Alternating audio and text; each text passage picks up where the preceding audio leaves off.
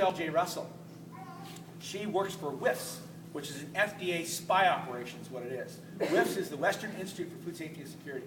And their job up until last year was shut down raw milk any way you can. They got a $2 million grant at WIFS with the express designated purpose was to decrease the number of states and the number of dairies that can provide raw milk to people in America. Dr. Michelle J. Russell. Now she's my best friend. She gave up. When Connecticut had 2 kids get sick back in 2000, I think it was 2010, from milk. It was the E. coli 15787. And Connecticut has some loosey-goosey rules up there. It's kind of interesting. But 2 kids got sick. Didn't die, but Whole Foods had to write a big check. Because you sue everybody in the food chain when you're pissed off, passionate mom, and you got kids sick. It's like, tear your eyes out. Give me money, my kid's sick, rip your eyes out. Whole Foods kicked us out of the store when the kids got sick in Connecticut, and I had nothing to do with it. Okay? We lost 50 stores overnight. Bottom line is, when Whole Foods made that decision, they had to write a check. Michelle J. Russell was actually in Connecticut doing the investigation, finding out what happened. She found, there was E. coli in milk, and it was kind of a dirty dairy operation, this, that, and the other thing. And she went to the legislature and tried to pass rules in Connecticut to oppress raw milk and stop it from being retail sold in stores, because it's legal to be bought in stores there, and only have it available on the farm.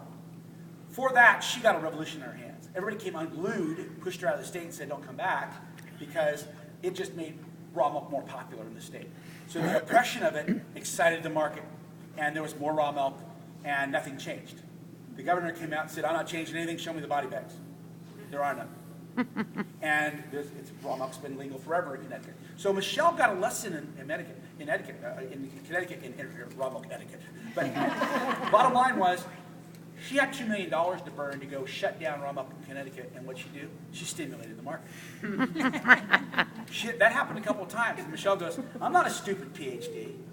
I'm not a stupid PhD, She's got a degree, and she's a world expert on Campbellbacker, right? She goes, man, I gotta join these guys. I can't beat them. So if we're gonna have raw milk, let's make it the best we can make it. Let's make it safest. She went knocking on Raw Milk Institute's door and came talking to me and said, everybody says you know what you're talking about. I said, well, I try my best. She goes, well, I want to join you and help you because I'm not going to take raw milk out. It's not going to be removed, but I can improve its safety. And you're one of the ways. There's many. There's RMAC going on in Colorado, and there's other people doing this, but we're one of the leaders in this. So she's actually joined up with us, wanting to help us with webinars on how to control Campylobacter. So that's the kind of evolution that's going on, and we are getting into the door. And I think the greatest thing is not me going up to Davis, although I do that. It's you in the marketplace deciding to dollar vote, deciding to tell your friends what your experience has been. The experience is good, or if it's not, tell the truth too. The bottom line is dollar voting, market building, truth speaking, the internet, mom saying, don't you dare get between me and my kid and my health and my farmer. That passionate, beautiful thing is actually moving faster than anything because nobody moves that. That relationship is really solid. And that's what's evolving things. And people take that very seriously. The university market people, the market measurement people see the fluid milk going down in the pasteurized thing and raw milk going crazy. And our efforts, they take us seriously. We're not, on the fringe. We're actually trying our very best and very serious about this. And I think that you just measure it over time. And I think the greatest thing is literally the people, the consumers, the marketplace saying, I'm going to buy raw milk. And I'm going to vote this way with my money. Is one of the most profound things that can happen. Can you talk a little bit about Kefir? Kefir.